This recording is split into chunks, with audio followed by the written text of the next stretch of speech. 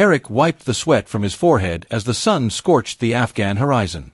His unit had just returned from a 48-hour patrol, and all he wanted was a cold drink and a moment of silence. But when the mail officer handed him a manila envelope marked "Urgent," his gut twisted. There it was, an official notice stating his home back in Texas was being foreclosed due to neglect and abandonment. His sanctuary, the only constant in a life of chaos, was being stolen. Back in the barracks, Eric reread the notice in disbelief. How could this happen while he was serving his country? The words blurred as rage built behind his eyes: non-payment of HOA dues, failure to respond to multiple notices, property seized. None of this made sense. He'd never received a single letter, and he had set up automatic payments. The truth sat in the shadows, hidden but watching, like a wolf waiting for the wounded. He clenched the paper until it tore. The battlefield was easier to navigate than the maze of bureaucracy and betrayal that waited at home. Soldiers expected bullets, not backstabbing paperwork. As the sun dipped behind the distant mountains, Eric knew that a different kind of war had just begun, one fought with ink, deception, and silent power plays. Mike stared at the same notice in his hands, his jaw tightening with each line he read. Unlike his brother, he was not trained for war, but the fury building in his chest was enough to light a fire. "How the hell did this happen?" he muttered. His fingers tapped restlessly on the kitchen table, like a storm building on calm waters. This wasn't just a clerical error. Something smelled rotten beneath the polished HOA letterhead. Without wasting time, Mike called the HOA office. A bored-sounding receptionist answered, her tone syrupy sweet but hollow. She gave vague answers, brushing off his concerns with robotic politeness. All procedures were followed. Proper notices were sent. Mike's heart sank. He could feel the invisible wall closing in. It wasn't just incompetence. It was deliberate. He drove past his brother's now empty house, a cold breeze crawling over his skin. The windows were shut, lifeless. The porch that once held summer BBQs now stared blankly like a tombstone. Mike whispered to himself, they picked the wrong family to mess with. A quiet storm was coming, and he was ready to stand in its eye. The HOA building looked more like a mini-fortress than an office. Sterile walls, frosted glass, and a receptionist with a permanent fake smile. Mike stepped inside, his shoes echoing on the marble floor like distant warning drums. "I need to speak to someone in charge," he said firmly. But the moment he mentioned his brother's name, the receptionist's smile faltered for a split second, enough to send shivers down his spine. A man in a tailored suit finally emerged. His name tag read Richard, HOA board member. His handshake was dry and calculated. "We're simply following regulations," Richard said, his eyes blank, his tone rehearsed. Mike pressed harder. Why weren't the notices sent to Eric's active mailing address? Why was the house declared abandoned so quickly? Richard dodged, deflected, and finally gave that infuriating line, "I'm not at liberty to discuss internal decisions." Mike left the building with more questions than answers, but one thing was crystal clear: they were hiding something. It felt like everyone inside was reading from the same sinister script. The HOA wasn't just a neighborhood committee. No, it was something darker. Something that smiled at your face while slipping a knife between your ribs. Mike dug through Eric's paperwork like a detective on the trail of a ghost. Bills, bank statements, mortgage documents, all in perfect order. But there were no HOA letters. Not a single warning, no certified mail, nothing. It was as if the letters had been sent into a black hole. Or worse, they were never sent at all. Mike's thoughts swirled with suspicion, the silence louder than any siren. He visited the local post office and spoke to a clerk who'd worked there for years. "I don't recall delivering anything from the HOA lately," she said, frowning. "Most of their stuff goes out bulk, untracked." That was it.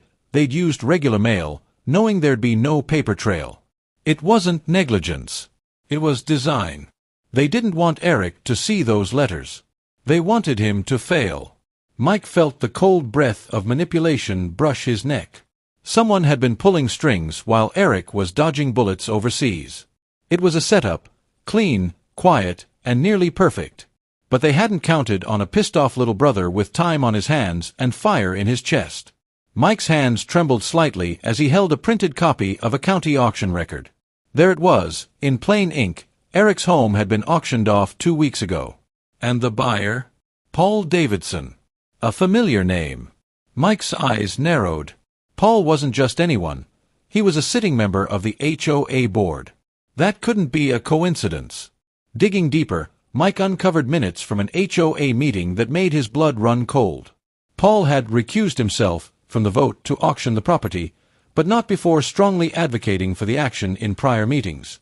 It was the oldest trick in the book: create the problem, step back, and profit from the fallout. The house had been sold far below market value. A silent heist hidden behind legalese. Mike's fists clenched. This wasn't just bureaucracy anymore. This was a betrayal wrapped in a business suit. His brother was being robbed in daylight, and no one seemed to care. But Mike did. And he was just getting started. Mike walked down Eric's old street, noticing how strangely quiet the neighborhood felt. Lawns were perfectly trimmed, mailboxes polished, yet there was something unnerving beneath the surface, like a horror movie set just before the scream. He knocked on a few doors, hoping someone had seen or heard something about the auction. Most neighbors greeted him with cautious smiles, then closed their doors like a curtain dropping on an unwelcome play. One elderly neighbor, Mrs. Turner, hesitated longer. She leaned in and whispered, "They said your brother abandoned the house. That it was left to rot. But I saw a man come by weeks before the auction, measuring the lawn, taking photos." Mike's heart jumped. "Did he wear glasses?" he asked. She nodded. "Looked official." It matched the description of Paul Davidson. This wasn't just negligence, it was premeditated. As Mike walked away, he couldn't shake the feeling that the entire neighborhood was complicit, whether through fear or silence. Their eyes followed him from behind curtains, watching him stir the water they had long ago learned not to touch. This wasn't just about Eric's house anymore. It was about power, and those who bowed to it without question. Mike transformed his apartment into a makeshift war room. Documents were pinned to the walls, red string connecting dots across timelines. It looked like a conspiracy thriller, but the facts were real. He had records of Paul's financial gains, HOA meeting transcripts, and images from the auction day. Each piece fit into a puzzle that painted a picture of quiet corruption. He contacted a friend from college who worked as a legal clerk. "You're sitting on something big," she whispered after reviewing his evidence. But proving intent with HOA boards is like chasing smoke. They hide behind policy. Still, she offered to help, suggesting a civil rights attorney who specialized in housing injustice. Mike felt a spark of hope, the kind you hold on to in the dark when everything else feels like it's slipping away. He stared at the map on his wall, then at the photo of Eric in uniform. "You fought for this country," he muttered. "Now it's my turn to fight for you." Mike knew the battle ahead wouldn't involve bullets, but it would demand just as much courage. The war room wasn't just full of paper.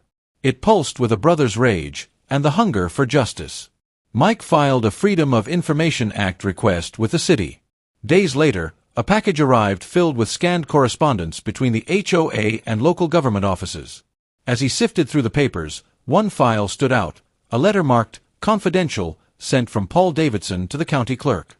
In it, Paul argued the property had been unresponsive and unsafe, citing false reports of structural damage. The lie was clear. The house had passed its last inspection just 2 months before the notice. Mike had the report to prove it. This was no accident.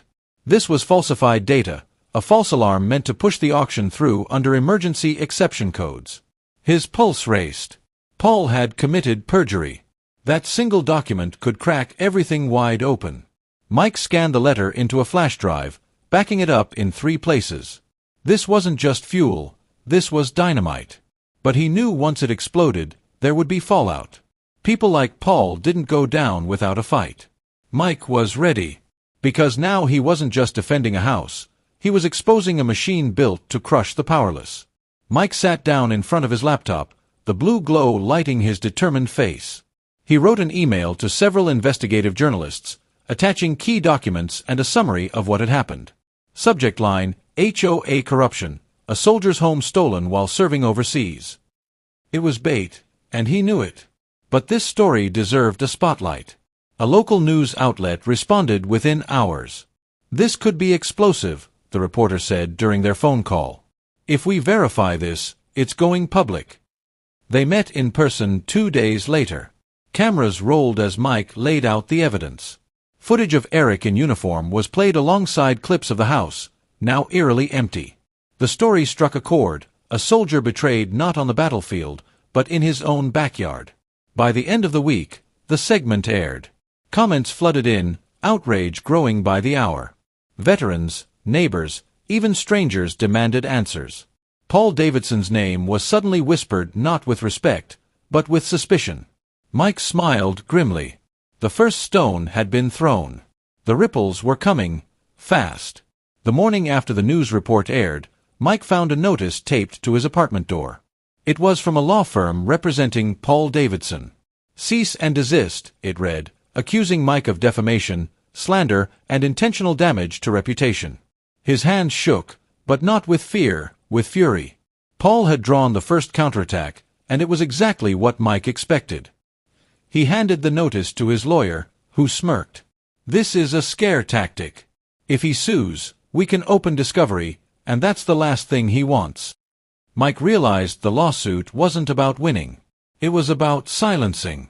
They wanted to choke the truth behind legal smoke and mirrors. But Paul had underestimated one thing. Mike had nothing left to lose. That night, Mike stared out his window, watching headlights crawl by. The air was thick with tension, like the stillness before a storm. He whispered to himself, "Let him come. Let them all come."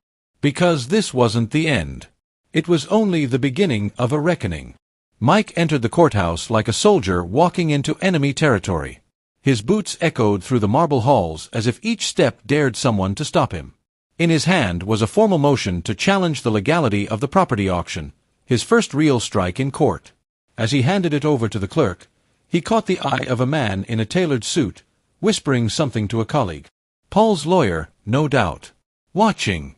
The courtroom was colder than he expected, not in temperature, but in tone. The judge reviewed the filing with a furrowed brow, then looked up briefly, studying Mike. "This could trigger a full review," she warned, tapping her pen. Mike nodded. "That's exactly what I want." There was no retreat now. The legal wheels began turning, slowly, but with weight. Outside the courtroom, Mike could feel eyes on him, not the watchful eyes of justice, but those of a wounded animal, plotting in shadows. He'd rattled something big, and big things tend to strike back hard when cornered. But Mike had the truth, and he was ready to use it like a sword. 3 days later, Mike returned home to find a plain manila envelope on his doorstep. No return address. Just his name, typed in bold, center-aligned like a headline. He took it inside cautiously, locking the door behind him before opening it. Inside were copies of internal HOA emails, with Paul's name stamped all over them, discussions about Eric's deployment, the abandonment angle, and how the auction date was moved up to avoid interference. Mike's stomach dropped. Someone from the inside had slipped him this, a whistleblower, or maybe just someone fed up with the lies. Either way, it was gold. The documents showed Paul not only knew Eric was deployed, but actively used it to push the property into foreclosure faster. It wasn't negligence, it was exploitation. For a long moment, Mike sat in silence. The lamp buzzed softly above him, casting long shadows across the kitchen table. This was no longer a battle for one home. It was a fight against a system that chewed up the vulnerable and spat them out. The envelope had arrived like a ghost in the night, and it had handed him a loaded weapon. Eric stepped off the plane in full uniform, duffel bag slung over his shoulder, unaware of the storm that had brewed in his absence. Mike met him at arrivals, his expression unreadable. "We need to talk," was all he said. On the drive home, Mike told him everything: the auction, the eviction, the court case. Eric was silent, jaw clenched, knuckles white on his knee. When they pulled into the empty driveway of what used to be Eric's home, the soldier stared at the front door like it was a tombstone. "They sold my life out from under me," he muttered, "while I was defending theirs." He turned to Mike. "We burned them down. Not literally, but legally. Every last one of them." Mike saw it then, the calm fury in his brother's eyes, the quiet resolve of a man who'd seen war and now recognized a different kind of battlefield. Together, they weren't just brothers. They were witnesses. Warriors. And their story was about to become something bigger than either of them. The following week, Mike and Eric stood behind a podium in front of City Hall. Cameras flashed, reporters jostled for position. Eric, still in uniform, looked straight into the lens. While I was deployed overseas, the HOA sold my house without consent. My brother fought to uncover the truth. Now we fight together. His voice was steady, calm, like a drumbeat in the chest. Mike followed up, holding up a binder thick with evidence. This is not just about one house. It's about abuse of power, manipulation, and silence. We demand a full investigation into Paul Davidson and the HOA. The crowd murmured. The story was no longer just a whisper in online threads. It was thunder rolling across the city. After the press conference, support flooded in, veterans groups, civil rights advocates, even politicians. A new fire had been lit, and it wasn't one that could be smothered with paperwork or threats. Paul had played his game in the dark. Now the lights were on, and the whole world was watching. Under mounting pressure, cracks began forming inside the HOA. An anonymous board member resigned, citing ethical concerns. Paul canceled meetings, dodged calls, and even removed his name from the HOA website. The once untouchable president was now a hunted man in a glass fortress. Every move he made echoed with desperation. Mike's lawyer received word that the county had opened a formal inquiry into Paul's personal finances. The whistleblower's documents had triggered more than a lawsuit. They'd kicked off an avalanche. Inspections were ordered. Subpoenas issued. Paul's carefully curated empire was shaking at its foundation. And yet, Mike didn't celebrate. He knew this wasn't over. Cornered animals don't surrender. They lash out. Paul still had cards to play, and Mike could feel it, like the charge in the air before a lightning strike. The final confrontation was near. And no one walks away clean when truth meets power. It started with a letter. No return address, just a single sheet of paper with a typed message, "You're digging too deep. Let it go, or someone gets buried." Mike read it under the kitchen light, his pulse thudding like war drums. This wasn't a bluff. It was a warning, and it wasn't just meant for him. Eric stood silently by the counter, eyes narrowing, fists clenched. "They're trying to scare us," Mike muttered. "They're failing." Eric, though used to facing death overseas, had never expected threats on his own soil, especially not from neighbors in tailored suits. The message chilled him differently. This wasn't a battlefield with rules. This was a snake pit, where enemies smiled in daylight and struck in the dark. "Let them come," Eric said flatly. "But they better hit hard." Mike filed a police report, but he knew the law only worked when it wanted to. And the HOA, it seemed, had long since figured out how to tip the scales in their favor. The real protection wasn't law enforcement, it was exposure. So Mike scanned the letter and posted it online, tagging the press. "If anything happens to us," he captioned, "this is where it started." The hearing opened under heavy air. Paul arrived flanked by two lawyers, confidence still stitched into his smile. Mike sat beside Eric, watching their enemy maneuver like a grandmaster setting up pawns. But Mike had prepared well. His attorney laid out a compelling argument. Eric's military deployment made the sale illegal under the Service Members Civil Relief Act. The judge leaned forward, tapping her pen. "Are you telling me the HOA knowingly auctioned off a home protected by federal law?" Paul's lawyer stammered, trying to shift blame onto administrative confusion. But the documents, the emails, and the envelope proved intent, cold, calculated, and deliberate. The tension in the room was so thick it felt like breathing through smoke. Eric's testimony landed like thunder. "I served my country while they sold my house," he said, his voice low but unwavering. "Now I'm here to reclaim what's mine." The courtroom was silent, but in that silence lived 1,000 thoughts: shame, doubt, fear. Paul didn't look up. For the first time, he seemed small. The lion's roar had met the rifle's aim. Paul's fall began with a whisper. One of his own lawyers leaked an email chain showing that Paul had faked HOA meeting minutes to push through the sale. It wasn't just a misjudgment, it was fraud. The story hit local news like a spark to dry grass. Overnight, Paul went from respected leader to public pariah. The HOA scrambled. Several board members resigned.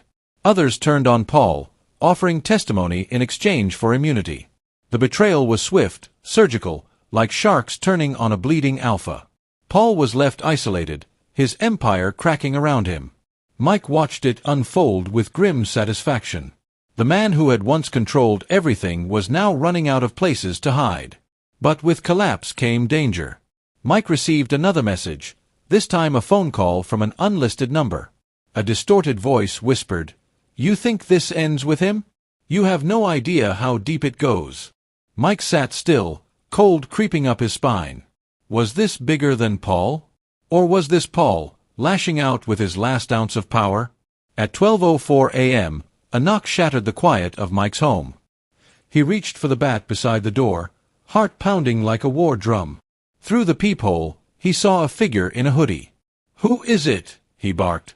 No answer. Another knock, this time harder, more deliberate. Mike flung the door open, bat raised, only to find a small package on the mat. The figure was already disappearing into the night. Inside the box was a flash drive. No note. No instructions. Mike plugged it into his laptop and opened the only file inside, a video recording of a private HOA board meeting.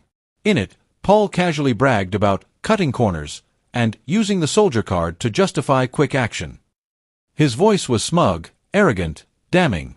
Mike shared the video with the media immediately. It went viral within hours, shared by veterans groups, activists, and news outlets nationwide. This wasn't just legal malpractice. It was moral bankruptcy. Paul's smirk was now burned into the nation's screens, and with it, the undeniable proof of corruption. But Mike knew this wasn't over yet. One last card remained to be played. The final court session was a storm of paperwork and press flashes. Paul arrived under armed escort, no longer a free man, but a defendant on the brink of charges. Eric stood tall in uniform, flanked by supporters who had followed the case from the start. It felt less like a legal hearing and more like the final chapter of a long war. The judge didn't mince words. She declared the sale illegal, voiding the auction, and ordered the return of the house to Eric. Damages were awarded, monetary and punitive. Paul's jaw twitched as the ruling was read. He tried to interrupt, but the judge silenced him with a gavel strike. "You gambled with a soldier's life. Now you pay the price." Outside the courthouse, reporters gathered like vultures. Mike and Eric didn't speak to them, not right away. They stood quietly, breathing in the clean air of justice. Eric looked at his brother and said, "We won." Mike nodded. But in his gut, he knew the war wasn't just about them anymore. It was about every quiet injustice hiding behind a smiling face and a closed door. Though Eric had his house back, stepping inside felt like walking into a crime scene. The walls seemed to remember. The silence almost accused him of being too late. Broken blinds, cigarette burns on the floor, and the smell of mold hinted at tenants who treated the place like a temporary dumping ground. As Eric surveyed the mess, he muttered, "They tried to erase me." Mike offered to help clean up, but Eric refused.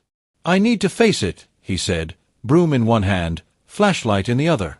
Each corner held secrets left behind, scratched initials in the wall, receipts from shady services, a cracked photo frame. It wasn't just vandalism. It was personal. Like the house had been punished for being his.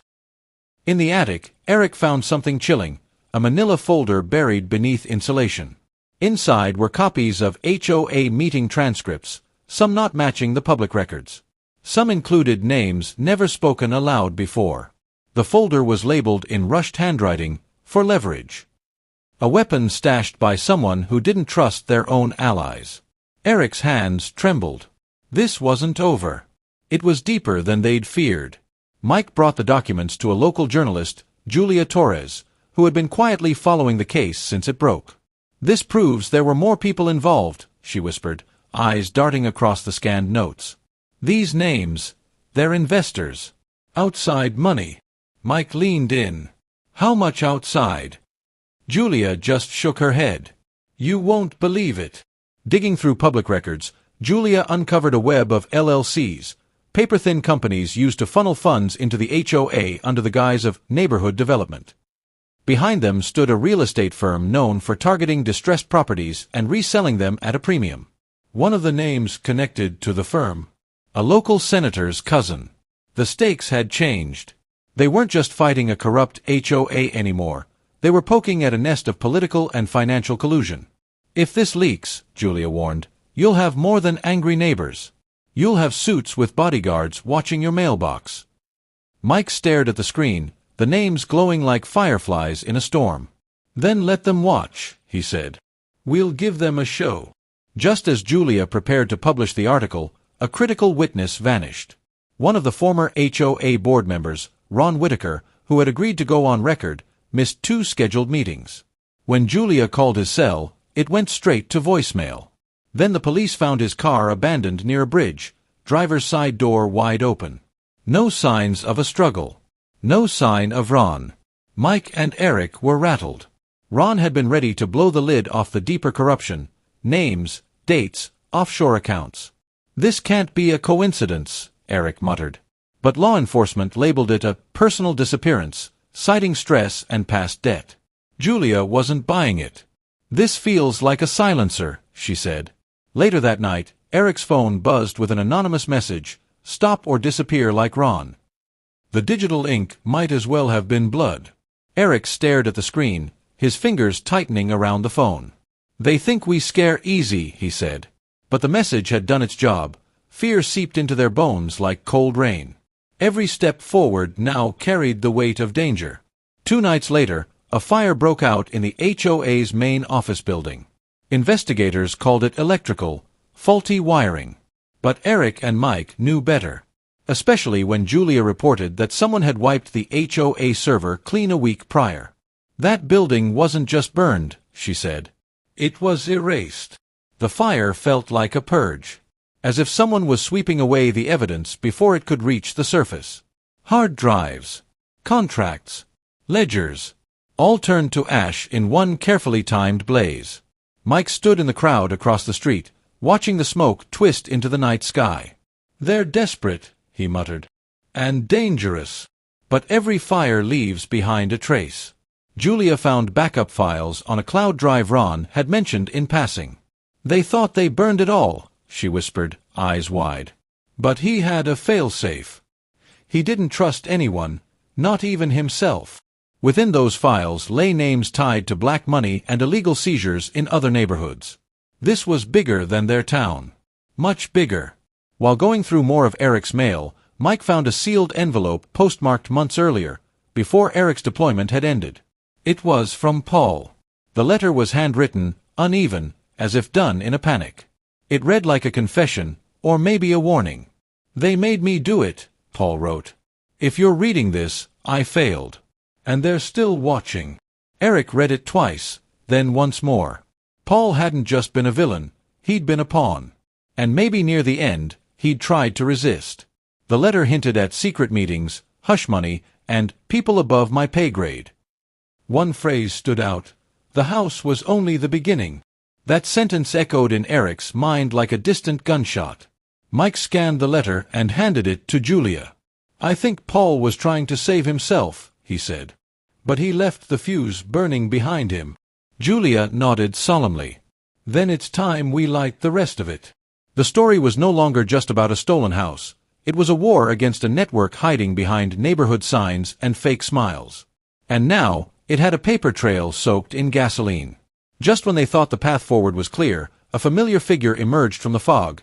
Jared, the former HOA enforcer who once led the intimidation campaign against Eric. He showed up at Julia's office, looking thinner, quieter, like a man who had chewed glass and learned to smile through the blood. I need protection, he whispered. I've seen too much. Eric didn't know whether to punch him or thank him, but Jared's story was more valuable than revenge. He spoke of secret meetings in dimly lit restaurants, cash deliveries made in laundromats, and encrypted emails passed through burner phones. He had receipts, literal ones. Jared handed Julia a USB drive that, according to him, could burn down a courthouse. But fear lingered in his eyes. They don't just erase people, he said. They erase the idea of resistance. The room fell silent, like the moment before a storm breaks. Julia backed up the drive 3 times and sent it to her cloud and a distant friend. "If anything happens to me," she said calmly, "this still gets out." And just like that, the fuse burned faster. On the drive, buried in layers of hidden folders, was a scanned blueprint, an original layout of the entire subdivision. But it wasn't just architectural. Color-coded overlays revealed zones labeled for strategic acquisition, legal vulnerability, and targeted transition. In short, it was a conquest map disguised as urban planning. "This wasn't mismanagement," Julia said, staring at the screen in horror. "It was war." The HOA had been engineered to seize control of properties systematically. Fines, foreclosures, asset seizures, all legal on paper, criminal in purpose. The deeper they read, the more they saw names tied to other states, other neighborhoods, other battles long lost. Eric clenched his jaw. This isn't about one house. It never was. What he thought was a personal loss was just a pawn's move in a nationwide game. The HOA was merely a mask, and behind it stood a machine built to consume. "We need to go public," Julia said. But Mike shook his head. "Not yet. We're not ready for their firestorm." That night, Eric heard it, the soft, deliberate knock at his door. Not rushed. Not panicked. Like a metronome counting down. He peeked through the peephole and saw no one. Just shadows. But when he opened the door, a package rested on the welcome mat, wrapped in plain brown paper. No label. No note. Just silence thick enough to choke on. Inside was a phone, prepaid and powered off. When Eric turned it on, one message blinked in, "You're making noise. Stop before you become dust on the wind." He dropped it like it had burned him. Julia took it to a digital forensics contact. "They're watching us," she whispered, voice brittle. "And now they want you to know it." The tension was no longer theoretical. It curled around their throats, ever present, daring them to breathe too loudly. Mike doubled the locks on his doors. Julia relocated her files to a secure server in another city. And Eric began sleeping with a bat under his bed.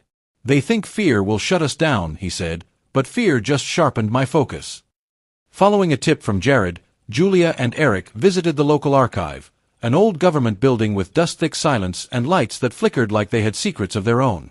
In a locked drawer labeled Inactive Zoning Proposals, they found it, a proposal from 15 years ago to convert the neighborhood into a mixed commercial residential zone. Signed by city officials long retired or long gone, the proposal suggested that the HOA's ultimate plan had always been to gentrify, displace, and rebuild, one foreclosure at a time. "They were playing the long game," Julia whispered, "turning lives into spreadsheets." But tucked inside the folder was something else, a letter from Paul to the planning board, objecting to the plan. "He tried to stop them once," Eric said, stunned. "He was the first to say no, and they buried him in paperwork until he broke." The revelation twisted Eric's anger into something colder, more determined. "Then I'll be the last one to say no, and I won't break." They knew they were racing against time. Julia called in every favor she had and arranged a live-stream broadcast through an independent outlet. The drive, the documents, the names, all of it went public in one raw, uncut exposé. The stream hit tens of thousands of views in the first hour. Julia's voice, calm yet defiant, cut through the static like a blade. "They built a machine. We just cracked its gears." The response was immediate. Emails, messages, anonymous tips poured in. People from other neighborhoods, other cities, said they recognized the same tactics, the same HOA names, the same faces. What had started as a local injustice was now revealed as a national blueprint for exploitation. But with exposure came retaliation. Julia's office was broken into that night. Nothing stolen, but everything turned upside down. A message. Eric found his tires slashed. Mike's garage had been spray-painted with one word, "Traitor." Still, none of them flinched. "Let them come," Eric said, standing at the center of his cracked driveway. "The truth's already out." It came on a gray Wednesday morning. Rain tapped the windows like a restless metronome, and the air smelled of metal and consequence. The U.S. Marshals descended on the HOA's central office like a thunderclap, badges out, voices firm, documents in hand. Warrants were executed, servers were seized, and a line of neatly dressed executives found themselves in handcuffs, their tailored suits now prison-colored liabilities. Julia watched the news unfold from her laptop, barely blinking. "It's actually happening," she whispered. Mike stood behind her, coffee in hand, unable to stop his foot from tapping. Years of silence, bought with intimidation, all unraveled in one broadcast. The evidence they had uncovered, paired with similar cases around the country, had built a case too loud to bury and too dangerous to ignore. But victories never come clean. Eric received a call from a blocked number that night. A voice, mechanical and flat, offered him a choice: stop cooperating, or his family's address would find itself in the wrong inbox. He didn't respond. He simply hung up, changed his locks, and loaded the shotgun he never thought he'd need again. "Let them come," he muttered. "I've already buried one nightmare. I can bury another." Months passed. The lawsuits dragged on like slow-moving storms, but the tide had turned. One by one, residents who had lost their homes began receiving settlement checks, small reparations for the wounds left behind. Eric stood on his newly repaired front porch, watching the neighborhood breathe again. Children rode bikes. Lawns were messy. It felt like life. The HOA was officially dissolved. New neighborhood committees formed, built on transparency, not tyranny. Julia published a book, Blueprints of Control, a chilling memoir of how power hid in plain sight. She signed every copy with the same message: let sunlight be the only HOA. Mike, once a passive neighbor, was elected as the community liaison, holding monthly meetings open to all. And Eric, he stayed. Not out of fear. Not out of pride. But because the house wasn't just wood and nails. It was memory. It was defiance. It was home. One morning, he found a white envelope on his doorstep. No name, no return address.